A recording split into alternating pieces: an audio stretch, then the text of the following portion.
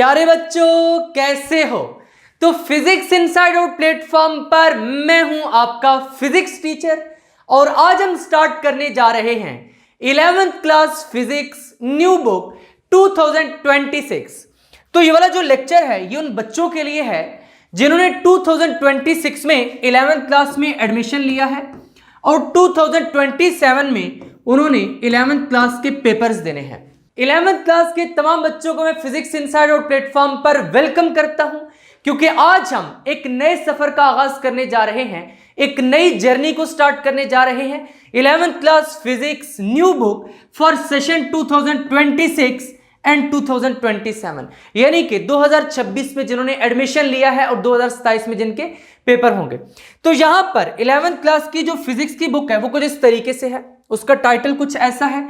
उसमें हमारे पास total 12 chapters हैं। तो चलिए आज के इस इंट्रोडक्शन वाले लेक्चर में इन तमाम चैप्टर्स को वन बाय वन देखते हैं। तो सबसे पहले मैं आपको बताता चलूं कि फिजिक्स इनसाइड आउट प्लेटफॉर्म पर आपको फिजिक्स मैं किस तरीके से पढ़ाऊंगा। देखो यहां पर मैं जितनी भी फिजिक्स आपको पढ़ाऊंगा ना, वो सारी की सारी हम एक्सपेरिमेंट से पढ़ेंगे। कोई ऐसे बात नहीं होगी कि ये फार्मूला यहां से आ गया, ये फार्मूला यहां से आ गया। देखो फिजिक्स में जितने भी फार्मूलाए हैं ना, उनकी एक प्रॉपर लॉजिक है।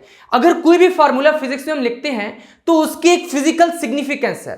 फार्मूला एवं हवा से उड़कर नहीं आ जाता, बल्कि फार्मूले की प्रॉपर डेरिवेशन होती है और वो डेली लाइफ से प्रॉपरली कनेक्ट होता है। जैसे कि पहला चैप्टर है मेजरमेंट्स। तो मेजरमेंट्स को हम क्यों पढ़ रहे हैं, इसको पढ़ने का फायदा क्या है, डेली लाइफ में इसका क्या यूज है, कि हमने इतनी जो फिजिक्स पढ़नी है 12 चैप्टर्स पढ़ने हैं, क्या ये 12 चैप्टर्स हमारी डेली लाइफ में कहीं पर काम आएंगे, या फिर हमारे इर्द गिर्द जो फिनोमेना हो रहे हैं क्या उन पर हम इस फिजिक्स को अप्लाई कर सकते हैं।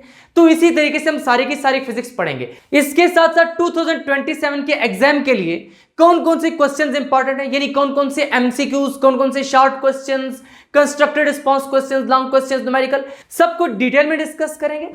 ऑलरेडी मैं YouTube पर एक बैच कंप्लीट करवा चुका हूं 11th क्लास का।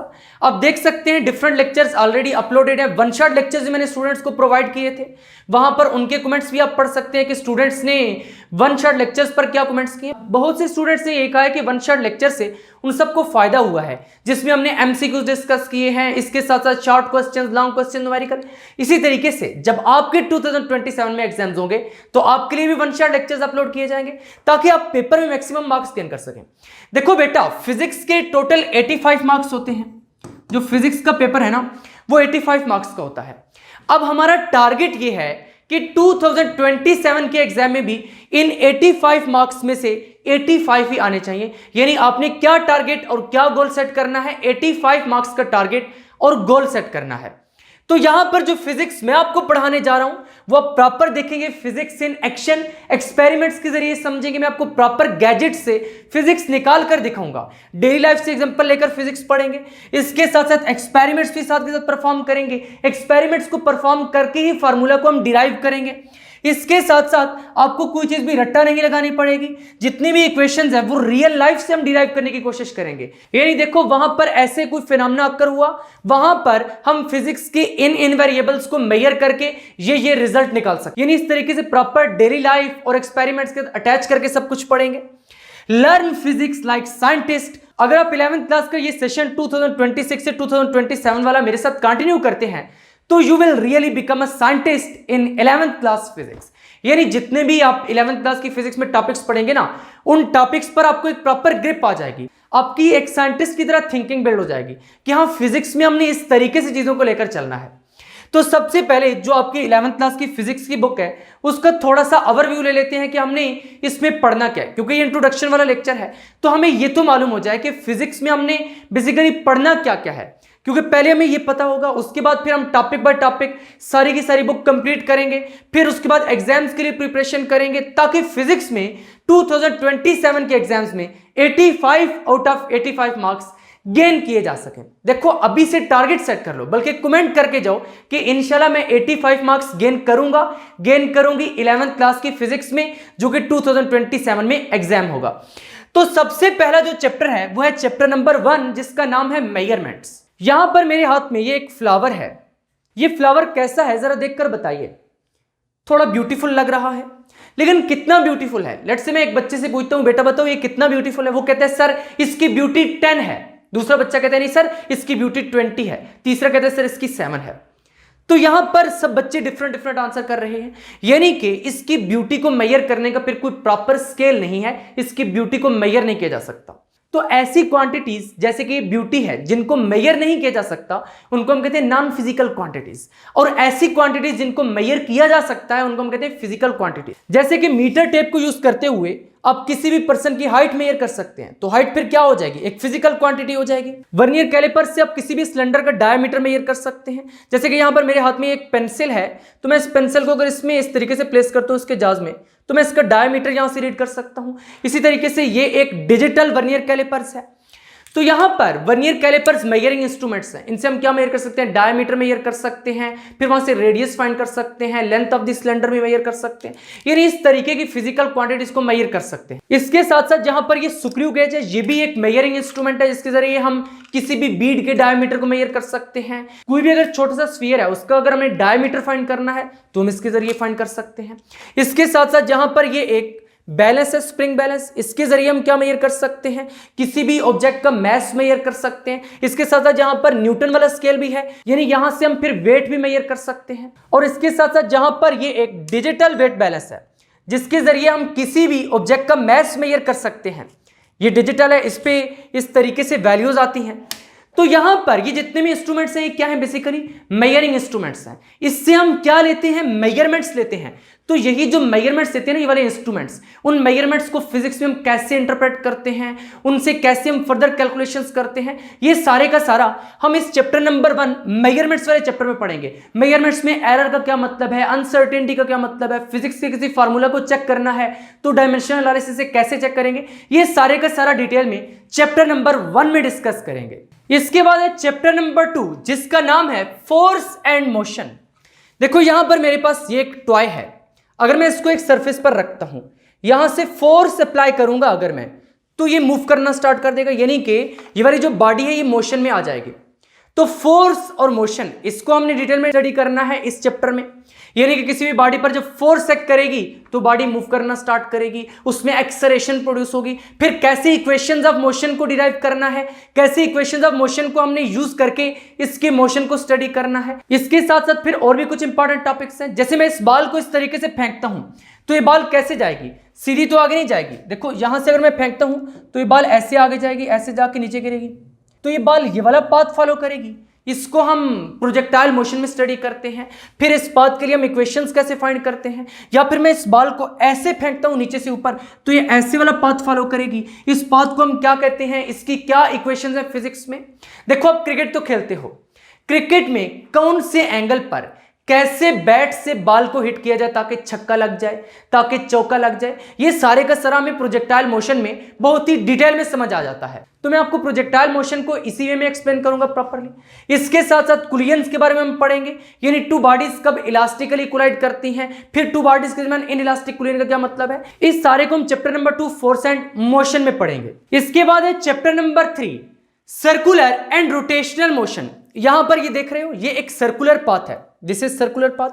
अगर ये ट्रेन इस तरीके से इस पाथ पे मूव करना स्टार्ट करेगी तो ये एक सर्कुलर पाथ फॉलो करेगी। क्या करेगी, सर्कुलर पाथ। तो इसके मोशन को डिस्कस हम कहां पर करते हैं, इस चैप्टर नंबर 3 में, सर्कुलर एंड रोटेशनल मोशन।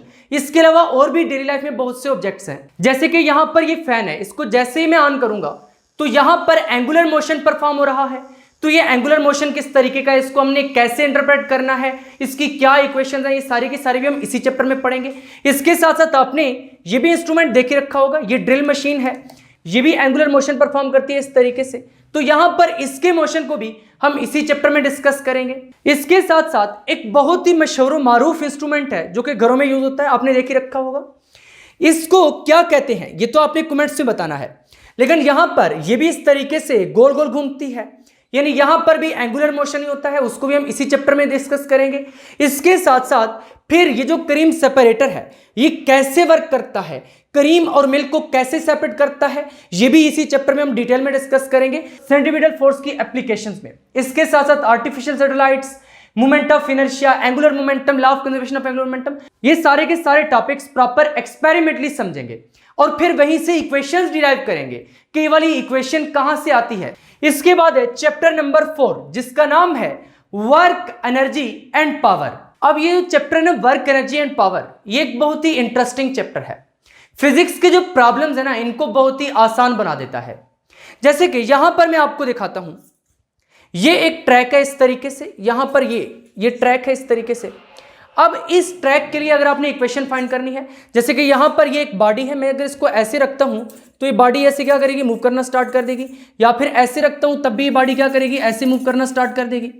अगर इस बॉडी के मोशन को हमने फिजिक्स में डिस्कस करना है तो उसके लिए इक्वेशंस क्या होंगी।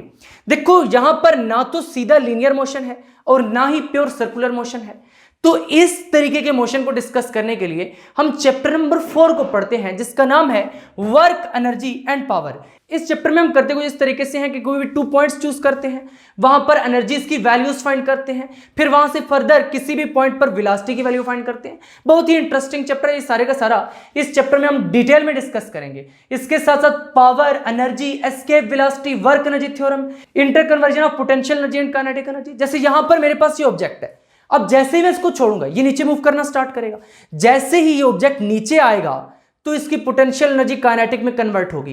कैसे कन्वर्ट होगी, क्यों कन्वर्ट होगी, इसकी बैकएंड पे क्या फिजिक्स है, वो सारी की सारी भी हम इसी चैप्टर में डिस्कस करेंगे। इसके बाद है chapter number 5 solids and fluid dynamics. ये वाला स्ट्रक्चर देख रहे हो, ये NaCl सोडियम क्लोराइड का स्ट्रक्चर है, बहुत ही मेहनत से इसको डिजाइन किया है। ये स्ट्रक्चर NaCl का है। अब ये स्ट्रक्चर क्या बताता है, इसमें कौन कौन से आयन्स है, सोडियम आयन्स है, क्लोरीन आयन्स है, लेकिन वो कैसे अरेंज हुए हैं, इसके साथ साथ इसकी क्या फिजिक्स है, फिजिक्स में NaCl के स्ट्रक्चर को हम कैसे देखते हैं, और इसके साथ साथ सबसे इंपॉर्टेंट पॉइंट कि NaCl का ये वाला जो स्ट्रक्चर है ये कैसे रिवील हुआ था, साइंटिस्ट को कैसे मालूम हुआ था। इसके साथ साथ फिर वो जो सॉलिड्स हैं वो कौन कौन सी टाइप्स के होते हैं, अमॉर्फस सॉलिड्स क्या होते हैं, क्रिस्टलाइन सॉलिड्स क्या होते हैं, पॉलीमेरिक सॉलिड्स क्या होते हैं। और ये वाली जो बाल है अगर इसको मैं यहां से इस तरीके से प्रेस करता हूं तो ये एक मरतबा तो दब जाती है, लेकिन उसके बाद फिर ये अपनी ओरिजिनल स्टेट में वापस आ जाती है। यानी यहां पर एक फिजिक्स का फिनोमेना है जिसको हम इलास्टिसिटी कहते हैं, यानी ये इलास्टिक रबर बाल है। जैसे मैं इसको यहां से दबाऊंगा तो ये वापस अपनी ओरिजिनल शेप में आ जाएगी, यानी इसने अपनी ओरिजिनल शेप मेंटेन कर ली है। डिफॉर्मेशन इन सॉलिड्स में हम डिटेल में पढ़ेंगे कि ये कैसे होता है। उसके बाद स्ट्रेस के बारे में पढ़ेंगे, स्ट्रेन के बारे में पढ़ेंगे, यंग मॉडुलस के बारे में पढ़ेंगे। इसके साथ साथ स्ट्रेस की डिफरेंट टाइप्स भी हम पढ़ेंगे। जैसे यहां पर मेरे हाथ में ये एक ब्लॉक है छोटा सा, इसको जैसे ही मैं इस तरीके से दबाऊंगा तो ये स्क्वीज हो जाएगा, यानी कि इसका वॉल्यूम कम हो गया है। तो यहां पर वॉल्यूम क्यों कम हुआ है, मैंने किस तरीके की स्ट्रेस अप्लाई की है और फिर किस तरीके की स्ट्रेन प्रोड्यूस हुई है, इसके बारे में बहुत डिटेल में डिस्कस करेंगे। इसके साथ साथ आर्किमिडीज प्रिंसिपल को देखेंगे, इसके बारे में एक्सपेरिमेंट परफॉर्म करेंगे, इसकी स्टेटमेंट को वेरीफाई करके मैं आपको दिखाऊंगा कि कैसे इसकी स्टेटमेंट एक्सपेरिमेंटली वेरीफाई होती है।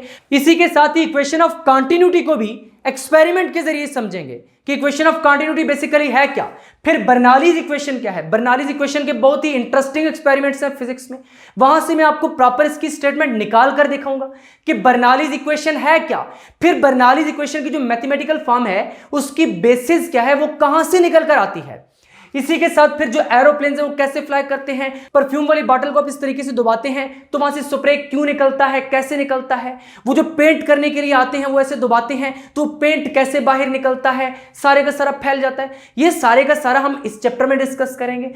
इसके बाद है chapter number 6 heat and thermodynamics. Heat and thermodynamics भी फिजिक्स का एक बहुत ही इंपॉर्टेंट चैप्टर है। ये one of the main pillars of physics है। Heat and thermodynamics it is one of the main pillars of physics. इसमें हम काइनेटिक थ्योरी ऑफ गैसेस के बारे में पढ़ेंगे, फिर गैस लॉज के बारे में पढ़ेंगे, Boyle's law, Charles law, Gay-Lussac's law. उसमें इस पंप को यूज करके और इस बॉटल में एक स्पेशल किस्म का लिक्विड प्लेस करके मैं आपको प्रॉपर क्लाउड्स फॉर्म करके दिखाऊंगा कि क्लाउड्स किस तरीके से फॉर्म होते हैं। फिर ये जो पंप है ये बाईसाइकिल पंप या फिर मोटरसाइकिल के टायर में इसी से हवा भरते हैं, तो कैसे यहां पर प्रेशर बढ़ता है, फिर टायर में गर्मियों में प्रेशर ज्यादा क्यों हो जाता है। इसके साथ साथ जो फर्स्ट लॉ ऑफ थर्मोडायनामिक्स है वो ह्यूमन बॉडी पे कैसे अप्लाई होता है, इस बाईसाइकिल पंप पे भी अप्लाई होता है, कैसे होता है, ये भी बहुत ही डिटेल में डिस्कस करेंगे इस चैप्टर में। इसके साथ साथ हीट इंजन के बारे में पढ़ेंगे, सेकंड लॉ ऑफ थर्मोडायनामिक्स के बारे में पढ़ेंगे, कैरनो इंजन, फिर रेफ्रिजरेटर में जब आप सब्जी रखते हैं तो वो खराब नहीं होती, लेकिन अगर वही सब्जी बाहर रखते हैं तो कुछ दिनों के बाद खराब हो जाती है। रेफ्रिजरेटर में क्यों नहीं होती? क्योंकि वहां पर टेम्परेचर कम होता है। रेफ्रिजरेटर में टेम्परेचर क्यों कम होता है, उसकी एफिशिएंसी कैसे फाइंड करते हैं, फिर इसके साथ साथ एंट्रोपी क्या होती है, एंट्रोपी का फिजिकल मीनिंग समझेंगे कि डेली लाइफ में हमारे पास कौन कौन सी ऐसी एग्जांपल्स हैं जिनमें हमको एंट्रोपी का प्रॉपर कंसेप्ट देखने को मिलता है। क्योंकि फिजिक्स को जब तक सही तरीके से फील ना किया जाए ना, उस वक्त तक फिजिक्स सही तरीके से समझ नहीं आ सकती।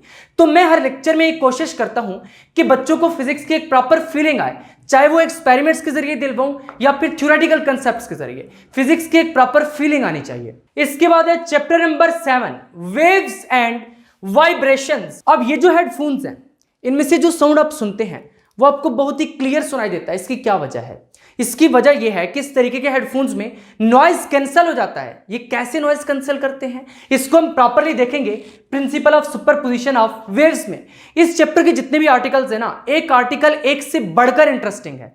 जैसे कि अब ये दूसरा आर्टिकल है इंटरफेरेंस एंड इट टाइप्स। इसमें डिफरेंट इंस्ट्रूमेंट्स को यूज करते हुए मैं आपको समझाऊंगा कि कैसे साउंड वेव्स इंटरफेयर करती हैं। इसमें हम बाकायदा तौर पर इस तरीके के सीआरओ को यूज करके प्रॉपर वेव्स देख भी सकते हैं कि कैसे वेव्स एक दूसरे के साथ इंटरफेयर कर रही हैं, कंस्ट्रक्टिव इंटरफेरेंस कैसे हो रही है, डिस्ट्रक्टिव इंटरफेरेंस कैसे हो रही है। इसके साथ साथ लाउड स्पीकर और माइक्रोफोन को यूज करते हुए हम ऐसे पॉइंट्स भी यूज कर सकते हैं जहां पे इंटरफेरेंस हो रही होती है।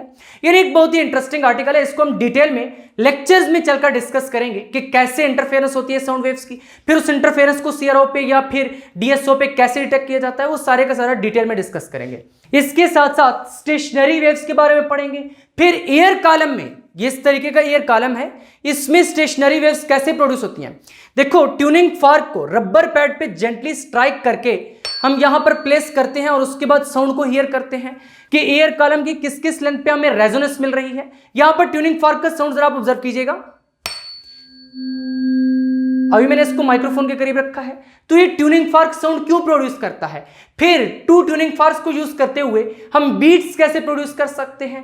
इसी के साथ साथ डॉपलर इफेक्ट डिस्कस करेंगे, डॉपलर इफेक्ट की एप्लीकेशंस को डिस्कस करेंगे। ये भी बहुत ही इंटरेस्टिंग आर्टिकल्स हैं। जैसे एक कार दूर से हॉर्न बजाती हुई आपके पास आ रही हो, जैसे जैसे वो आपके पास आती है आवाज की पिच हाई होती जाती है, फिर जैसे ही कार हॉर्न बजाती हुई आपसे दूर जाती है तो आवाज की पिच लो होती जाती है। ये सब कुछ क्यों होता है, इसको हम डॉपलर इफेक्ट में डिस्कस करेंगे। ये भी एक बहुत इंटरेस्टिंग आर्टिकल है। आवाज की पिच हाई होना फिर लो होना, यानी कि गाड़ी हॉर्न बजाती हुई आपके पास आई, पिच हाई होती गई, आपसे दूर गई, पिच लो होती गई। This is basically Doppler effect. इसको डिटेल में डिस्कस करेंगे। इसके बाद है chapter number 8, physical optics and gravitational waves. यहां पर अभी जो मैंने ग्लासेस लगाई हैं ये पोलराइज सन ग्लासेस हैं। इन सन ग्लासेस का क्या यूज है, इनको लगाने से क्या फायदा होता है, ये सनलाइट को कैसे पोलराइज करती हैं, इस सारे को हम इस चैप्टर में डिटेल में डिस्कस करेंगे। इसके साथ साथ सीडी में हमें इस तरीके के पैटर्न्स क्यों दिखाई देते हैं, यानी कुछ कलरफुल पैटर्न हमें दिखाई देता है, ये क्यों दिखाई देता है। इसके साथ साथ अगर हम एक पोलराइजर के सामने एक एनालाइजर प्लेस करें इस तरीके से और उसको रोटेट करें तो इंटेंसिटी ऑफ लाइट चेंज होती हुई दिखाई देती है। फिर इस तरीके से करें तो इंटेंसिटी वही हो जाती है जो पहले होती है। फिर इस तरीके से रोटेट करें फिर इंटेंसिटी डिमिनिश हो जाती है।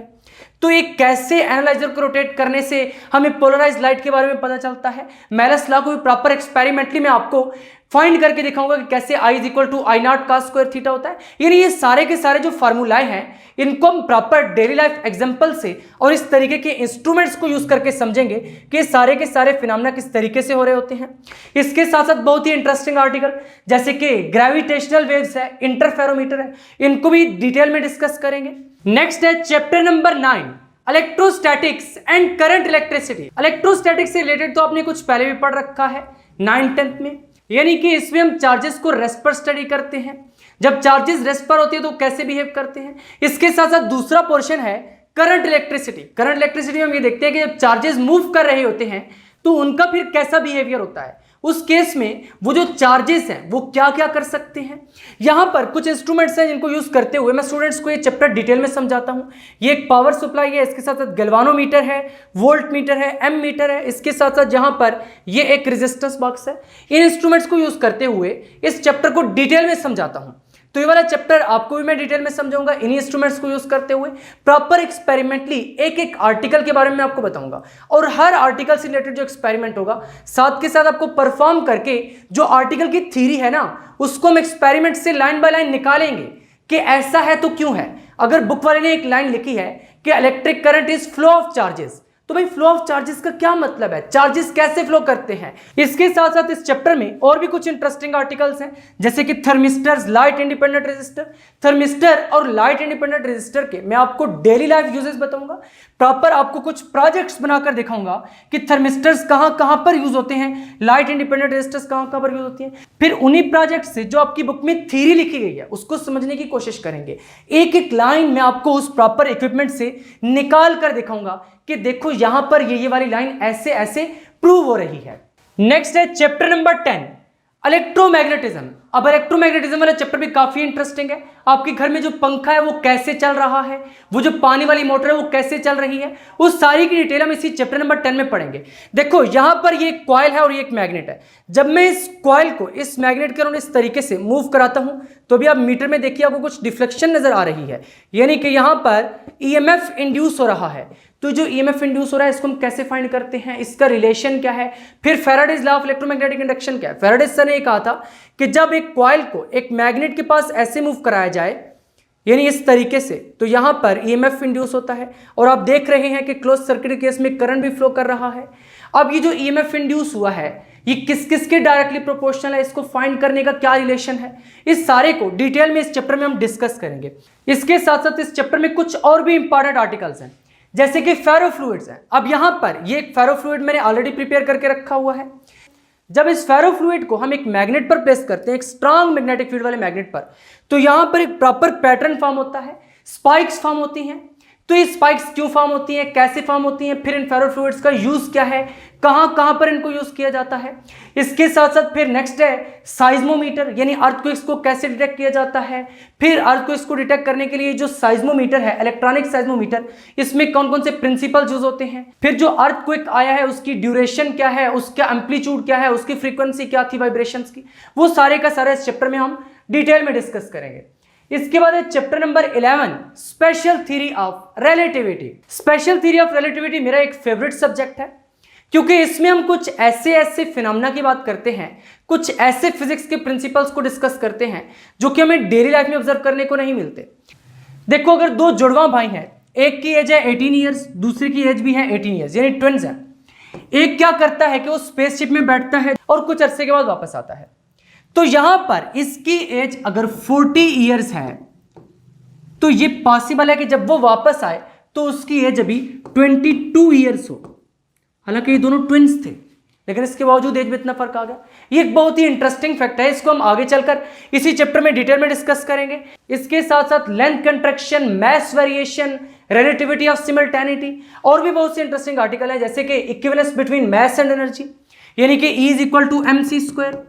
आइंस्टाइन सर ने कहा था कि मैस को एनर्जी में कन्वर्ट किया जा सकता है और एनर्जी को मैस में कन्वर्ट किया जा सकता है। कैसे कन्वर्ट किया जा सकता है, क्यों कन्वर्ट किया जा सकता है, ये सारे के सारे हम इस लेक्चर में डिटेल में डिस्कस करेंगे। इसके साथ साथ space time in relativity, space time का क्या मतलब है। फिर आइंस्टाइन सर ने जो ग्रेविटी का कंसेप्ट दिया था वो क्या है, क्या न्यूटन सर का कंसेप्ट यहां पर फेल हो जाता है या फिर न्यूटन सर का कंसेप्ट भी एप्लीकेबल रहता है। देखो अभी हमारे पास ग्रेविटी के 2 व्यूज हैं। करंट जो फिजिक्स है हमारे पास उसमें ग्रेविटी के 2 व्यूज हैं। एक तो यह है कि ग्रेविटी एक फोर्स है जो कि न्यूटन सर ने बताया था। इसके साथ साथ आइंस्टाइन सर का एक व्यू है कि gravity basically curvature of space time की वजह से होती है। इसके बाद है चैप्टर नंबर 12 जिसका नाम है न्यूक्लियर एंड पार्टिकल फिजिक्स। इसमें हम न्यूक्लियस की बातें करेंगे। देखो आपने एटम के बारे में तो पढ़ रखा है ना, एटम के सेंटर में क्या होता है, न्यूक्लियस होता है और बाहर शेल्स में इलेक्ट्रॉन्स मूव कर रहे होते हैं, यानी यहां पर प्रोटॉन्स होते हैं न्यूक्लियस में। इसके साथ साथ क्या होते हैं, न्यूट्रॉन्स होते हैं, इसके साथ साथ न्यूट्रॉन्स होते हैं। और यहां पर बाहर शेल्स में क्या कर रहे होते हैं, इलेक्ट्रॉन्स मूव कर रहे होते हैं इस तरीके से। अब यहां पर इस चैप्टर में हम इलेक्ट्रॉन्स की बात नहीं करेंगे, बल्कि ये जो एटम में सेंटर में एक डेंस पार्टिकल है जिसको हम न्यूक्लियस कहते हैं, जिस पे पॉजिटिव चार्ज होता है, इसका कैसा बिहेवियर है। और फिर न्यूक्लियस में कौन कौन से पार्टिकल्स होते हैं, उन पार्टिकल्स का मैस क्या होता है। इसके साथ साथ फिर फंडामेंटल पार्टिकल्स क्या है। देखो जो आपके पास पार्टिकल का अभी तक का कंसेप्ट है ना, आप क्या समझते हैं, प्रोटॉन पार्टिकल है, न्यूट्रॉन पार्टिकल है। लेकिन इस 11th क्लास की फिजिक्स में आकर आपको पता चलेगा कि प्रोटॉन और न्यूट्रॉन ये फंडामेंटल पार्टिकल्स नहीं है, बल्कि ये भी फर्दर कुछ पार्टिकल से मिलकर बने हैं जिनको हम क्वार्क्स कहते हैं। तो क्वार्क्स बेसिकली फंडामेंटल पार्टिकल्स हैं। इसके साथ साथ लेप्टॉन्स के बारे में पढ़ेंगे, हेड्रॉन्स के बारे में पढ़ेंगे, हिग्स बोसॉन्स के बारे में पढ़ेंगे, इस यूनिवर्स में मैटर और एंटीमैटर की एसिमेट्री के बारे में पढ़ेंगे, इसके साथ साथ स्ट्रिंग थ्योरी के बारे में पढ़ेंगे, क्वांटम फील्ड थ्योरी के बारे में पढ़ेंगे, स्टैंडर्ड मॉडल के बारे में पढ़ेंगे। यानी कि इन शॉर्ट 11th क्लास की फिजिक्स का ये जो कोर्स है ये इस साल बहुत ही इंटरेस्टिंग होने वाला है। आपने डे 1 से अच्छे से प्रिपरेशन करनी है। देखो, मैं कई साल से स्टूडेंट्स को पढ़ा रहा हूं और काफी सारे स्टूडेंट्स हैं। ऑलमोस्ट जो 50 स्टूडेंट्स की मेरे पास क्लास होती है उसमें 45 तक के स्टूडेंट्स 85 मार्क्स ही लेकर जाते हैं। तो मैं चाहता हूं कि आप लोग भी 85 मार्क्स गेन करें। इसके लिए आपको करना क्या होगा कि डे 1 से अभी से प्रॉपर स्ट्रक्चरल वे में प्रिपरेशन करनी होगी। आपने एक प्रॉपर टाइम टेबल बनाना होगा, एक प्रॉपर स्ट्रक्चर बनाना होगा कि किस तरीके से आप हर रोज पढ़ाई किया करेंगे। अगर आप रोज थोड़ा थोड़ा करके पढ़ते रहेंगे तो बहुत जल्दी आपका ये सिलेबस एंड हो जाएगा और फिर फाइनली जैसे आपके एग्जाम्स करीब आएंगे 1 शॉट लेक्चर्स में आपको प्रोवाइड कर दूंगा, वहां से फिर आप प्रिपरेशन भी कर लेंगे और बहुत ही इजीली 85 मार्क्स आप गेन कर लेंगे। लेकिन उससे पहले कंसेप्ट जरूरी है। कंसेप्ट आपको कहां से मिलेंगे? ये जो 11th क्लास की फिजिक्स है इसके सारे के सारे लेक्चर्स ऑलरेडी इस चैनल पर अपलोडेड हैं। ये जितने भी गैजेट्स आज के लेक्चर में मैंने आपको दिखाए हैं ये सारे के सारे गैजेट्स यूज करते हुए ऑलरेडी मैंने आपको ये 12 के 12 चैप्टर्स एक्सप्लेन कर रखे हैं और डिटेल में एक्सप्लेन कर रखे हैं। हर आर्टिकल की प्रॉपर आपको इनसाइट्स दी हैं कि इस आर्टिकल में हमने क्या पढ़ना है और इस आर्टिकल का फिर हमारी डेली लाइफ में क्या यूज है और फिर हर आर्टिकल को प्रॉपर एब्सोल्यूट बिगनिंग से स्टार्ट करके फाइनल पॉइंट तक पहुंचे हैं। अगर आपने मैट्रिक में इतनी ज्यादा प्रिपरेशन नहीं भी की, यानी आपके कंसेप्ट फिजिक्स में वीक है, तो फर्स्ट ईयर में मैंने आपको प्रॉपर एब्सोल्यूट बिगनिंग से स्टार्ट करवा रखा है मेजरमेंट से। तो मेजरमेंट से 1 बाय 1 हर रोज एक लेक्चर लेना स्टार्ट कर दो तो फाइनली दिसंबर तक आपका सिलेबस एंड हो जाएगा और उसके बाद फिर हम प्रिपरेशन सीरीज लॉन्च कर देंगे जिसमें सारी सारी प्रिपरेशन करेंगे, टेस्ट वगैरह कंडक्ट करेंगे। तो फाइनली आपको बहुत ही अच्छी प्रिपरेशन हो जाएगी।